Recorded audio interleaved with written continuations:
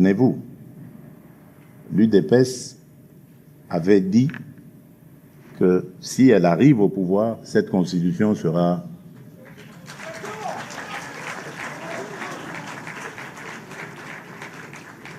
Or, là, j'arrive au pouvoir, je ne dis pas que je vais la dégager, j'ai dit on va se pencher dessus. Parce que depuis que je suis à la tête de ce pays, je me rends compte des entraves qu'il y a.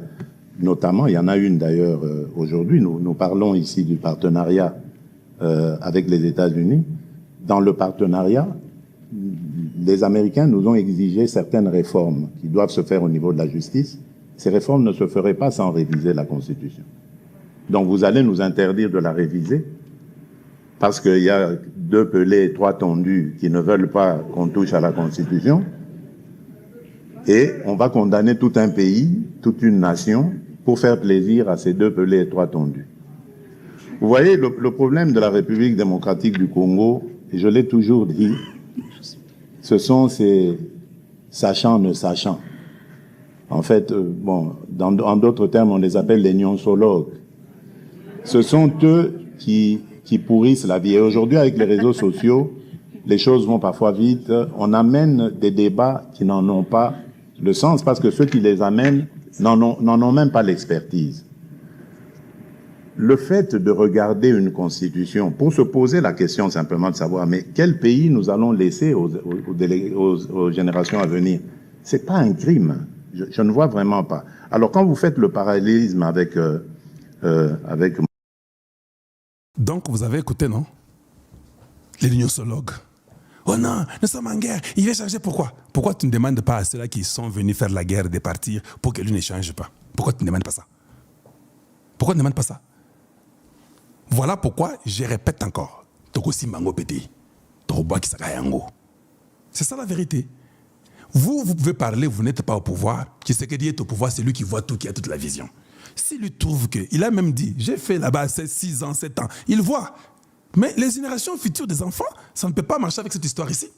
Chaque fois qu'il faut faire un gouvernement, non, et consultation, et nous avons notre groupement, nous avons 13 députés, donne-nous 2 ministères. Tout ça, ça nous embête, non? Vous êtes intelligent. Pourquoi vous essayez de prier si vous pouvez seulement régler la situation? Dieu a mis l'intelligence en vous. Donc nous nous embêtons nous-mêmes pour rien. Nous nous tuons nous-mêmes pour rien. Or, Dieu a tout donné. Il l'a dit. Oh non, mais Kabila aussi. Et non, il va expliquer. Il va expliquer et puis je vous laisse partir par là. Il va expliquer, il vous montre même la différence. Mon prédécesseur, ce n'est pas la même chose. Rappelez-vous que mon prédécesseur était arrivé à échéance, c'est-à-dire 2016, sans organiser les élections. On était déjà dans l'illégalité. Il n'y avait pas de guerre, hein, comme aujourd'hui. Il n'y en avait pas. Qu'est-ce qui avait empêché d'organiser les élections en 2016? C'est pourquoi, à ce moment-là, on a dit, ah, donc, ça veut dire que non seulement vous ne les organisez pas, mais en plus, vous voulez changer la Constitution pour demeurer encore au pouvoir, etc. C'était un autre débat. C'était pas la même chose. Et donc, là, à ce moment, on s'oppose. Pas parce que on aime la Constitution, on s'oppose parce qu'on veut empêcher celui qui est là de le faire.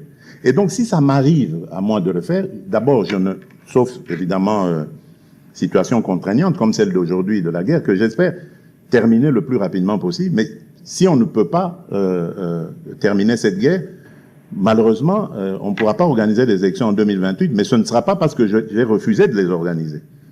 Les ressources sont là, on peut le faire. Mais on ne va pas les organiser sans les Nord et Sud Kivu quand même. Vous conviendrez avec moi. Comment est-ce qu'on va organiser les élections? Regardez en Ukraine. En Ukraine, ça fait 2 ans qu'il aurait dû y avoir des élections. Mais le monde entier a compris que M. Zelensky, le président Zelensky, ne puisse pas les organiser. Et c'est vrai. Comment est-ce qu'il va organiser une guerre en ayant le couteau sous la gorge comme c'est le cas? Alors, lorsqu'il m'accuse d'entretenir la guerre, ou ce que vous dites là, alors je me demande dans quel monde on est là.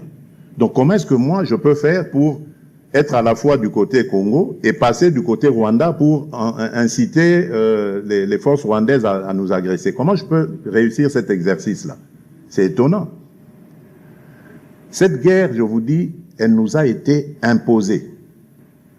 Et d'ailleurs, aujourd'hui, des langues se délient. je ne sais pas s'il y aura une question sur ce sujet, mais dans la communauté Banyamulenge, qu'on a